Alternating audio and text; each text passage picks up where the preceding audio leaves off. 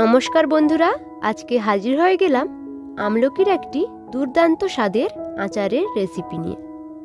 এই শীতকালে আমলকির আচার একবার হলেও বাড়িতে বানাতে হবে। আর এর স্বাদ এতই ভালো হয় যে না খেলে বোঝা যাবে না। এই আচার বানানো সম্পর্কে কিছু টিপস তোমাদের শেয়ার করব, যার জন্য এই আচার বছর বছর ভালো থাকবে।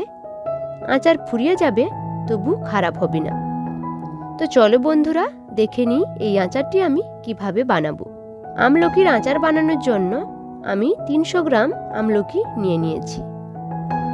সবার প্রথমে আমলকিগুলোকে আচারের জন্য ভালো দেখে বেছে নিতে হবে, যেন আমলকিগুলোতে কোনো কালো দাগ না থাকে। তারপর আমলকিগুলোকে জল থেকে ভালো করে ধুয়ে নিতে হবে। এবার গ্যাসে একটি প্যান বসিয়ে তাতে আমলকিগুলো দিয়ে 10 মিনিট একটি ঢাকনা দিয়ে সেদ্ধ করে নিতে হবে। 10 মিনিট পরে ঢাকনাটি খুলছি। দেখো, আমলকিগুলো যখন দেখবে এর পার্টস বা সিডগুলো এভাবে আলাদা হয়ে যাচ্ছে, তখন গ্যাসটা বন্ধ করে আমলকিগুলোকে জল থেকে তুলে নিতে হবে। তারপর সবগুলো আমলকির শিরগুলোকে এভাবে আলাদা করে নিব। আর বীজের অংশটা তোমরা চাইলে আচারে রাখতে পারো, কিন্তু আমি এই বীজের অংশটা এক সাইডে বের করে দিচ্ছি।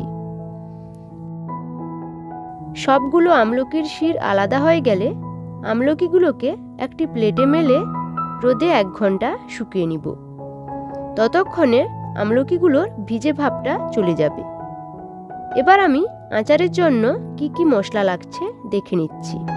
লাগছে 1 চামচ কালো সর্ষে, 1 চামচ সাদা সর্ষে, 1 চামচ হলুদ গুঁড়ো, 1 চামচ কাশ্মীরি লঙ্কার গুঁড়ো, 1 চামচ পানমৌরি, 1 চামচ জিরে, 1 চামচ মেথি, আর নিয়েছি 3টে শুকনো লঙ্কা, কিছুটা কালো জিরে আর কিছুটা হিং নিয়েছি।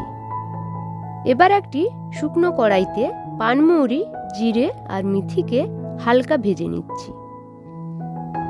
তারপর সাদা সর্ষে, কালো সর্ষে আর শুকনো লঙ্কাকেও ভেজে নিচ্ছি।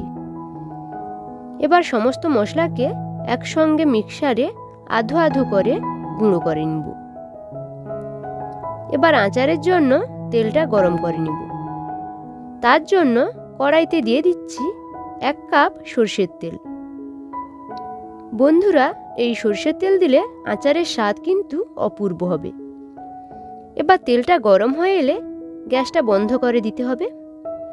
গ্যাসটা বন্ধ করে আমি 1 চামচ কাশ্মীরি লঙ্কা গুঁড়ো তেলে দিয়ে দিচ্ছি। আর এটা দিলে আচারের তেলে একটা সুন্দর কালার আসবে, একদম দোকানের মতো। এবার লবণ দিচ্ছি 2 চামচ, হলুদ গুঁড়ো আর যে হিংটা রেখেছিলাম সেটাও দিয়ে দিচ্ছি তেলের সঙ্গে, দিয়ে ভালো করে মিশিয়ে নিচ্ছি। মেশানো হয়ে গেলে আমলকিগুলোকে রোদ থেকে তুলে সোজাসুজি তেলে দিয়ে দিচ্ছি। এবার যে মশলাটা আমি রেডি করে রেখেছিলাম সেগুলোও দিয়ে দিচ্ছি। এবার মশলাটাকে আমলকির সঙ্গে ভালো করে মিশিয়ে নিতে হবে। এবার আমি 1 চামচ চিনি দিয়ে দিচ্ছি। আর এটা দিলে আচারের স্বাদটা খুব ভালো হবে।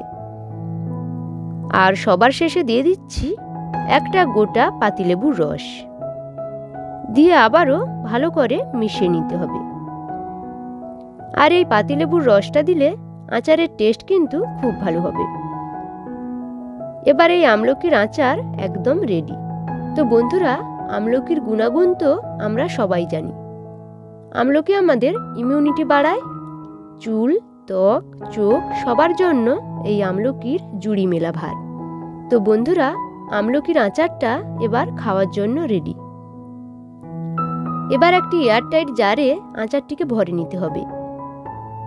তার জন্য আমি একটি পরিষ্কার জার নিয়ে নিয়েছি। আচারটিকে জারে ভরার আগে জারটাকে এভাবে তেল লাগিয়ে নিতে হবে। আর এটা করলে আচার কিন্তু কখনো খারাপ হবে না। আর এখন তোমরা এই আচারটি খেতে পারো। তবে ভালো রেজাল্ট তখনই পাবে যখন তোমরা এই আচারটিকে মাঝে মাঝে জার সমেত রোদে বসাবে, আর তাহলে এই আমলকির আচার কখনো খারাপ হবে না।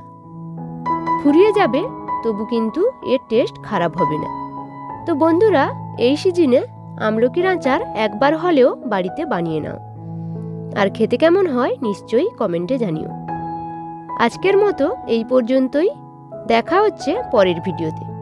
ততক্ষণ পর্যন্ত ভালো থেকো সবাই, ধন্যবাদ।